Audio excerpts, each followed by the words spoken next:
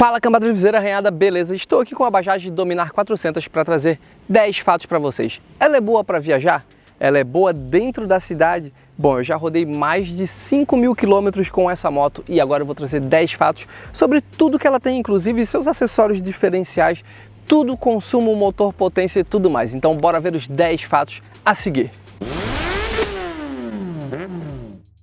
E já no nosso fato 1, ela é uma moto boa para viajar?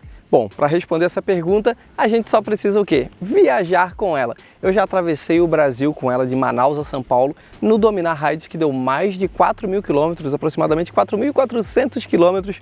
Tá saindo numa série documental aqui no canal Motorrede desse rolê, não perca por nada, vale a pena ver a gente atolado na lama, pegando também a região centro-oeste e tudo mais. Então, a minha experiência com essa moto com mais de 5.000 quilômetros é que sim, ela é uma belezinha de moto para viajar, principalmente pelo seu conjunto. Eu vou falar da parte das especificações do motor, eu vou falar de assento, eu vou falar da altura do assento, da combinação, ergonomia, posição de pilotagem, tudo a seguir nos outros fatos, a parte mais técnica. Mas a resposta é se ela é uma boa moto para viajar, ela realmente é sim. Tudo pelo conjunto do seu assento, da sua ergonomia. Também temos um assento interessante para o garupa, temos bagageiro aqui atrás, temos até um CC bar aqui como um acessório adicional.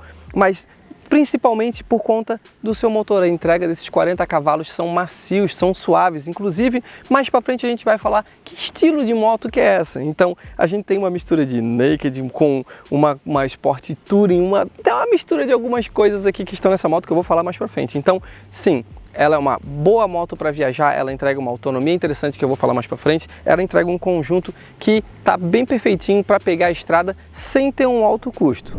E já no nosso fato 2, ela é uma boa moto agora para o dia a dia, ou seja, para andar nas cidades, nos trânsitos, dos corriqueiros dos grandes centros ali para fazer sua ida ao trabalho, sua ida à faculdade. Sim, também é uma moto boa para o dia a dia. Temos um consumo interessante de combustível ali na casa dos 30 km por litro, eu vou falar um pouco mais para frente, mas temos um consumo de combustível interessante, tanto na cidade quanto na estrada, e ela tem essa pegada que é característica de uma moto urbana, inclusive, como eu falei mais para frente, a gente vai falar qual é a categoria dela, mas ela se encaixa também como uma moto city, chamada city, que é uma moto voltada para o dia a dia. Principalmente por esse seu conjunto também, que atende com conforto, mas que tem dinamismo, tem dinâmica. Temos um chassi trabalhado, temos suspensões, vou falar tudo isso mais para frente, mas um conjunto de suspensões com um chassi que permite uma dinâmica boa para andar no trânsito, para costurar os carros. Então, também é uma boa moto para usar na cidade, ou seja, é uma moto que atende quem vai usar no dia a dia e vai pegar nos finais de semana para viajar, ou quem só vai utilizar para viajar, ou quem só vai usar para a correria do dia a dia. Realmente ela é uma moto honesta, ela consegue corresponder bem para esses dois tipos de uso tranquilamente. Ela só não é feita para utilizar no off-road, como a gente usou na viagem de Manaus até São Paulo, pegando 4 dias intensos de lama. Vê a série aqui documental que eu fiz aqui no Motorrede disso, que está sensacional. Então ela não é uma moto voltada para off-road, essa não é a característica dela. Ela encara, mas não é feita para isso. Agora, para usar na cidade e para usar também em viagens, ela interpreta, ela entrega bem, o conjunto entrega bem, de uma forma bem interessante. Já no nosso fato 3 a gente vai falar do motor, do coração dessa moto. A moto tem 40 cavalos de potência máxima, pouquinho mais de 3,5 kg de torque no motor de 373 cilindradas. Será que esse motor desempenha bem? Bom, vamos falar um pouquinho dele também, você vai ver eu andando no onboard com ele. Então temos aí um motor monocilíndrico, ou seja, um cilindro com refrigeração líquida, duplo comando no cabeçote com 373 cilindradas que gera 40 cavalos de potência máxima a 8.800 RPM e 3,56 kg de torque a 6.500 giros do motor. O seu câmbio é de 6 marchas, ou seja, combina bem com aquele rolê que eu falei de pegar a estrada, de viajar, e ela tem embreagem assistida e deslizante, ou seja, uma manete de embreagem mais leve, macio, tranquilo, para quem vai usar no dia a dia, vai usar no trânsito, precisa de um manete aí que permita trocar muitas marchas e não canse muito a mão, não fadigue muito a mão. Essa tecnologia ainda tem evoluído nas motos de baixa cilindrada, então começando a vir agora, e vão evoluir cada vez mais, tornando ainda mais leve e mais tranquilo as trocas de marcha. Esse motor, ele desempenha de uma forma linear, vamos dizer assim. Quando a gente começa a acelerar, a aceleração dela de 0 a 100 vai cerca de 8 segundos a 9 segundos até alcançar 100 km por hora. Sua velocidade final é, digamos que documentada, não documentada, mas registrada, é até ali 140, 150, 148 km por hora. Eu consegui colocar um pouco mais durante esses 5.000 km, então a gente teve várias condições para poder fazer alguns testes. Eu cheguei a colocar mais de 170 km por hora nela, mas numa condição super específica, aceleração extrema, acertando todos os pontos de troca de marcha e tudo mais. É um motor interessante e um motor que desempenha bem. Ele é monocilíndrico, então ele tem certa vibração, mas ainda assim, combinada com o escapamento, que é estiloso, com duas saídas, ela tem um ronco legal. Então, essa combinação de um pouquinho de vibração com o ronco deixa o conjunto bem acertado, um conjunto bem legal. Então, o motor dela desempenha bem, de uma forma confortável que não vai cansar, não vai irritar a gente numa viagem e no dia a dia vai dar aquela empolgadinha para acelerar e se divertir. Aí a gente vai para o quarto fato. Eu estou indo por ordem meio que de prioridades do que tem de mais interessante nessa moto. E o nosso quarto fato é um conjunto de chassi, suspensões e pneus. Então vamos falar um pouquinho sobre isso. Começando pelas suspensões, então na dianteira ela tem uma suspensão invertida com tubos largos que tem 43 milímetros de espessura, ou seja, a largura do tubo é de 43 milímetros e tem curso da suspensão de 135 milímetros ou 13 centímetros e meio. O curso da suspensão é o quanto ela consegue afundar, seja pegando um buraco ou seja pegando, ou seja numa frenagem. Então o quanto ela desce, então ela desce 13 centímetros e meio na dianteira. Já na traseira, ela é monoamortecida com alguns ajustes e com 110 milímetros de curso, ou seja, a suspensão traseira ela desce 11 centímetros de acordo com o impacto, um buraco ou peso carregando em cima em situações de pilotagem. E ela tem algo bem interessante. Na suspensão traseira, então, a gente consegue ver que tem um cilindro aqui adicional, que é o Nitrox, chama de Nitrox. Então esse cilindro ele serve para quando a gente estiver utilizando muito a suspensão traseira, ou seja, está muito carregada e está quicando demais aqui atrás, seja por conta de peso, ou seja por estar andando em estradas esburacadas, como a gente andou aí atravessando o Brasil. Esse cilindro serve para que o fluido, o que acontece? Quando a gente utiliza muito a suspensão traseira, o fluido começa a aquecer, o líquido que está ali dentro, o óleo começa a aquecer e ele começa a perder um pouco a sua eficiência quando ele fica muito aquecido, ou seja, por muito tempo além da sua especificação. Esse cilindro de Nitrox serve para ter mais espaço para a expansão desse fluido e para evitar que a suspensão fique de final de curso, ela fique muito dura, ela fique mais, ela perca a sua eficiência de fato. Então esse Nitrox é um plus adicional, um espaço adicional para dar um pouquinho mais de desempenho na sua suspensão. Aí a gente vai falar do chassi. A gente vê que a estrutura dessa moto é um chassi extremamente grosso, resistente, chamado perimetral, o tipo desse chassi aqui, que permite torções. Ele é resistente a bastante torções, a impactos também, vocês viram por onde a gente rodou, enfim, e ele é resistente a bastante torções, ou seja, então para mudanças de direção no trânsito constante do dia a dia, onde a gente tem que puxar para cá, puxar para lá, desviar de um carro, esse chassi entrega bom desempenho. E para completar esse conjunto do item 4, a gente tem as rodas e pneus. São rodas de 17 polegadas com pneus Pirelli Diablo Rosso 2 na dianteira e na traseira. São pneus de alto desempenho, pneus da Pirelli, marca conceituada, que entrega uma pilotagem dinâmica e esportiva. Essa moto, como eu falei, ela mistura um pouco de vários mundos, então ela tem essa proposta também. E aí com esses pneus bem calçados, o que vocês conseguem ver nas imagens, eles são largos, robustos, eles combinam com o porte da moto e dão segurança de pilotagem, fechando esse conjunto do item 4. E aí no quinto item, associado já ao conjunto do item 4, a gente tem o seu assento e a sua ergonomia de pilotagem. Vamos falar um pouquinho sobre isso. No quesito assento, então, para o piloto, ele tem uma altura bem acessível dos pés ao chão, que permite uma boa facilidade para manobrar ela na hora de parar ou sair. Ele também é largo, galera, então ele tem uma boa camada de espuma. A gente consegue ver que ele tem um design, o seu desenho na parte de trás é um pouco mais largo, na frente ele não é tão estreito, pois ele é mais baixo. Ele já é bem próximo do chão. Vou até montar nela aqui, ó. Tem 1,80 m, olha como a minha perna fica bem flexionada. 1,80 m, 75 kg.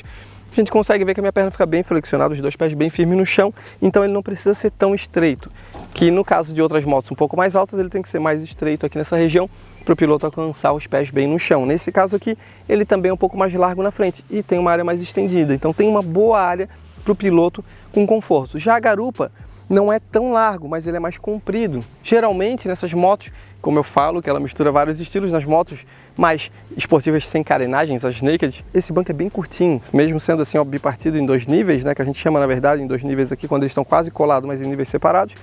Ele é bipartido, mas quase dois níveis.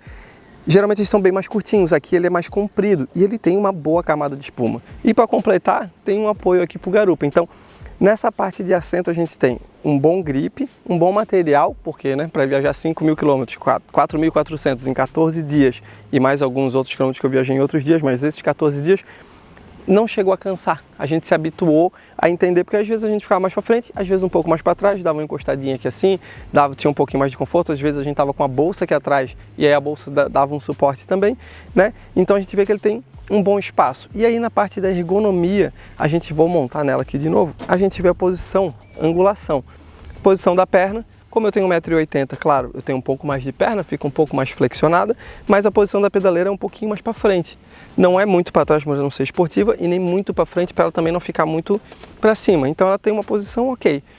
Coloquei os braços no guidão da moto, estou com a moto inclinada, a gente consegue ver que eu não fico agressivamente para frente e nem muito ereto. Eu estou numa posição confortável, onde eu não jogo o peso do meu tronco no meu ombro nem no meu cotovelo, muito menos no meu pulso quando eu estou numa moto ou numa pilotagem mais esportiva. Porém, ela permite, se a gente quiser fazer algo mais dinâmico, ela tem essa possibilidade. Então a ergonomia da moto é extremamente relaxada e acaba sendo mais um dos grandes pontos positivos desse modelo. Já no nosso sexto fato eu vou falar dos acessórios de fábrica, porque assim, a gente que está acostumado a andar com motos, a viajar com motos e ter que adquirir equipamentos para motos, acessórios para moto, a gente sabe que isso acaba custando caro. E aqui a gente tem um modelo, uma moto, que traz alguns acessórios bem interessantes de fábrica. Um dos principais acessórios é o seu protetor de mão, que é um quesito de estilo aqui nesse caso, mas que acaba dando um conforto adicional em viagens. Principalmente quando a gente acaba pegando muita chuva, estradas com muitos caminhões e chuva, ou estradas com buracos, poeiras e caminhões principalmente na nossa frente que acabam lançando detritos, pedras, parafusos.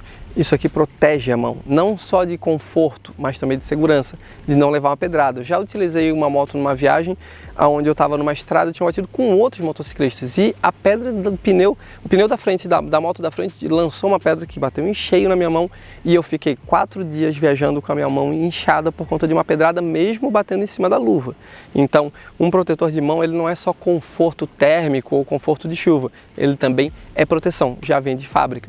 Temos aqui uma bolha levemente alongada. Como eu falei, o conceito dessa moto, o estilo dela mistura várias coisas e aqui a gente tem uma bolha alongada. O comum seria uma bolinha curta no máximo, né? Para ela ficar mais naked, mais invocado, nem bolha, tem algumas pessoas que tiram. Nesse caso ela vem com uma bolha levemente alongada que faz a função dela. Tira, protege a região do painel, tira o vento direcional em cheio do peito, joga um pouquinho mais para cima, vai pegar um pouco no capacete, se alguém quiser botar uma bolha ainda mais alongada vai colocar, mas é um item que não é necessário comprar, protetor de mão, bolha. Aí a gente vem para a região de baixo, a gente tem protetor de carenagem, motor, perna, dá para chamar de um protetor de conjunto aqui, que ele fica da largura da moto para proteger quando cai. Quando a gente atravessou Manaus, a BR-319, essas motos caíram, hein? A minha caiu cerca de 6 a 7 vezes, por aí aproximadamente comigo, e o que salvou ela foi isso aqui. Não destruiu nada da moto, foi isso aqui que protegeu ela demais. Então, isso já vem de fábrica. A gente sabe quanto custa cada item desse aqui e o quanto aumentaria. Até os passarinhos estão querendo participar do vídeo para argumentar sobre isso. Temos então um protetor de carenagem que protege o tanque, protege toda essa região da moto, da área frontal e protege a perna do piloto também, porque ele fica na frente. Se vem algum objeto da pista, alguma coisa, voa um pedaço de pneu de caminhão, acaba batendo ali e protege a perna do piloto. Ainda na região de baixo a gente tem um protetor de cárter lá embaixo, ou o chamado spoiler, é uma peça meio que plástica que combina mais uma outra parte que é mais resistente para proteger a parte de baixo do motor. Não é uma moto aventureira, mas ela tem essa proteção, que gera um pouco de estilo, ao mesmo tempo gera também proteção ao motor para uma pedra não impactar o motor, quebrar no meio de uma viagem, quebrar em algum momento desse, e também na correria da cidade. Acaba subindo, descendo um meio-fio, uma calçada para estacionar alguma coisa, tem um protetor ali embaixo que também dá estilo a essa região da moto. Então olha quantos acessórios a gente já falou que tem. E aí na parte traseira a gente tem o CC Bar aqui, que já vem original. O que é o CC Bar? Bom, um apoio. Apoio para a garupa do piloto, para proteger também uma bagagem quando a gente coloca aqui e leva no banco. E junto com ele temos um bagageiro já com uma furação para encaixar um baú. Olha só quantas coisas já vem direto de fábrica no preço da moto que a gente vai falar no final do vídeo, mas é um preço interessante. Então vem tudo isso. Para completar ainda temos uma tomadinha USB que fica posicionada bem aqui na frente do painel. É uma tomada USB, não é USB-C, é um USB padrão. E em cima dela junto ao painel da estrutura, a gente tem um suporte para GPS. Aqui nessa moto já está com o suporte encaixado, né? Então ela já vem com uma estrutura onde a gente pode prender o GPS ali, o suporte do GPS. E isso é algo muito interessante, porque já vem na moto, porque não tem que adaptar alguma coisa, botar no guidão, botar no retrovisor, não, está aqui. Então olha quantos acessórios tem que vem direto nessa moto de fábrica, no seu preço final. No nosso item 7 a gente vai falar então agora sim do consumo de combustível. Ele está um pouquinho mais para baixo nas prioridades, pois ele é um consumo variável. Algumas informações falam que gera mais de 35 a 38 km por litro, outras até 30. Eu vou dizer que no meu uso variou de 20 a 32. Então a gente tem um range muito grande dependendo da forma como utiliza ela. Essa aqui nesse momento está marcando 22 km por litro e por conta da condição da pilotagem, está muito urbano ainda, está gastando mais combustível em troca de aceleração, anda para sinaleira, semáforo, na estrada ela faz um pouco mais e desempenha um pouco melhor. Então o consumo vai depender realmente da tocada do piloto. Se o piloto quiser economizar, se ele andar 100 km por hora, 90 a 100 km por hora na rodovia, ele vai ter um consumo na casa dos 30 km por litro. Junto com o seu tanque de 13 litros, a gente tem uma autonomia próxima a 300 km por tanque. Por que eu digo próxima? Acabei de falar que ela pode fazer 30 km por litro, 13, né, vezes 30, a gente vai ter mais de 300 km por litro, a gente vai ter 390 praticamente, quase 400. Porém, na prática a gente sabe que isso não vai ser sempre mantido, vai ser uma média. Então a média vai ficar em 20 e poucos quilômetros por litro, 25, 24, vai por aí. Então, se a gente fizer aí vezes 13, a gente vai ter algo próximo de 300 km por tanque. É essa mais ou menos o cálculo, para não ter erro, para não ficar no sufoco, 280 a 320 km por tanque de combustível abastecido. Então o consumo está ali, mediano, está ok. Uma moto de 400 cilindradas com 40 cavalos, que vai a 140 km por hora aí, até 150, ou enfim, se der um stop speed até maior, mas velocidade de cruzeiro a 120, 130, ela vai tranquilo, vai suave. Eu acho que está um consumo interessante. O nosso oitavo item é o estilo visual. Então agora sim, falando um pouquinho sobre o estilo visual dessa moto, a gente não consegue definir que estilo que ela é. Se ela é uma naked, se ela é uma crossover, se ela é uma sport, o que ela tem de mistura? Esportiva não, mas se ela é uma sport touring, vamos dizer assim. Eu considero, Seco Melo, considero esse modelo uma crossover. Ela é uma naked misturada com uma sport touring, com uma naked touring, com um pouquinho de city, porque ela tem essa pegada para andar na cidade, então ela é um mix. Então quando a gente fala que a moto tem atributos de várias outras categorias, a gente chama de crossover e dá para encaixar como crossover. Temos suspensões de alto desempenho na dianteira, suspensão amortecida na traseira, comum em outros modelos, mas a suspensão é um pouquinho alta, né? Mas a moto ao mesmo tempo é baixa. E aí a gente tem atributos como tomadas USB, comodidade, protetor de mão, uma bolha, que já é comum em motos trail crossover. Então eu considero ela como se fosse uma crossover. E o estilo visual dela, vocês podem ver, a gente já se habituou, né? É uma marca indiana, gigantesca no mundo todo, está em mais de 70 países, entre líder e vice-líder em quase todos esses países aí. A gente teve a oportunidade de visitar a fábrica, uma das fábricas, né, da Bajaj em Manaus, e ela é gigantesca. Também já passamos na fábrica, na linha de montagem, da Dafra, junto com a Dafra da Bajaj, e agora estão fazendo a fábrica lá em Manaus, então esse ano deve sair. A gente vê que o estilo visual é um estilo meio que indiano, mas que atende o nosso público, porque ela é muito parecida não é muito parecida, mas ela lembra outros modelos do nosso mercado. Então a gente vê que a combinação aqui está bem acertada, a gente tem farol em LED, temos os piscas, temos uma combinação bem legal. Um estilo visual, não é uma moto que pode ser considerada estranha, é uma moto que tem um estilo visual que agrada quase todo mundo aqui, o público brasileiro já está acostumado. Para mim, eu acho que é um encaixe interessante para uma moto naked, daí, fugindo um pouco da crossover. Eu acho que tem essa pegada mais divertida, um pouco mais agressiva. Já o nono item da nossa lista é o painel de instrumentos. Ela tem um painel de instrumentos bem informativo aqui na região próxima do guidão e da mesa, e tem um segundo painelzinho no tanque, é um painel duplo. Para mim, um ponto positivo é as informações que estão no painel. A gente tem um consumo instantâneo, essas informações são muito legais e importantes para a gente ir acompanhando, e principalmente marcha engatada. E aí temos esse segundo painel que está aqui colado ao tanque.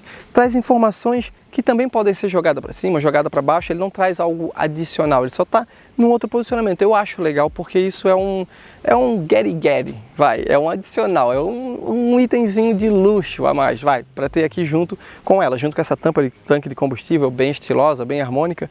Então dá um toque a mais, porém andando com ela, pra gente que é um pouco mais alto, estatura, a gente tem que olhar para baixo para ver essa informação. Então, é um painelzinho que é para utilizar as informações quando está parado, principalmente. E aí o painel de cima ele já traz todas as informações que a gente precisa. Então, o painel de instrumentos ele tem essa sofisticação de ter duas telas, uma grande em cima e uma menorzinha aqui junto ao tanque, mas que poderia ser muito bem resolvido tendo só o painel de cima já. Então, digamos que foi um adicional que quiseram colocar para dar um pouco mais de valor e deixar essa moto com estilo premium sem ter o preço de uma moto premium. E aí a gente vai entrar no nosso item 10, galera, que é o preço.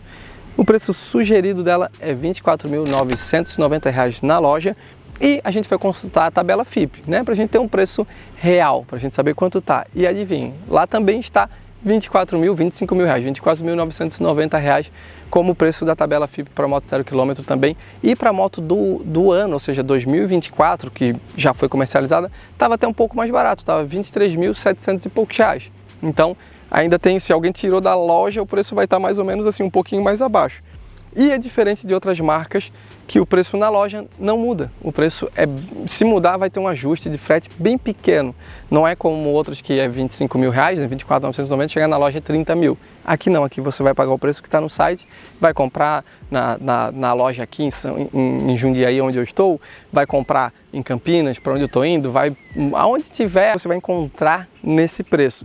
E também a gente tem esse atributo que aí eu falo, por conta de eu ter falado os outros atributos no começo, o conjunto dessa obra toda é consolidada pelo preço dela, R$ 25.000 por uma moto com 40 cavalos de potência máxima que anda bem, interessante, tem uma economia de combustível que, se dosar a mão, consegue ficar econômica, mas mais de 20 km por litro também está interessante para uma moto que vai pegar a estrada. Na estrada ela faz mais, mas na cidade é meio que nessa faixa. Então eu acho que está bem acertado. Agora eu quero saber a sua opinião. O que você acha da Bajaj Dominar 400? Ela tem disponível nessa cor verde e também na cor preta, misturada ali um preto com cinza, uma cor mais dark, digamos assim. Eu quero saber a sua opinião. O que você acha dessa moto? Essa moto é interessante ou não? Então deixa aqui embaixo nos comentários pra gente. E não esquece, claro, de se inscrever aqui no nosso canal. Aqui no canal Motorrede também vai ter um vídeo totalmente on-board. Vocês viram algumas imagens comigo pilotando? Vai ter um vídeo aqui, já vai estar no canal provavelmente quando você estiver assistindo esse vídeo. Eu em cima falando as minhas impressões, o que eu sinto. Tudo isso que eu falei do motor e tudo mais, eu vou estar abrangendo um pouco mais direto da moto, sentindo a emoção, acelerando, sentindo como ela se desempenha. Então não esqueça de se inscrever aqui no canal e assistir esse vídeo também. E a nossa série, hein? Vai sair o documentário Bajaj Dominar 400 de Manaus a São Paulo. O nome vai ser da onde as motos nascem para onde elas vivem. A gente traz lá de São Paulo, onde elas são fabricadas, aliás, a gente traz elas lá de Manaus, onde elas são fabricadas, né, nas fábricas, até São Paulo, que é onde tem um grande volume de mercado. Então, é isso, galera. Valeu!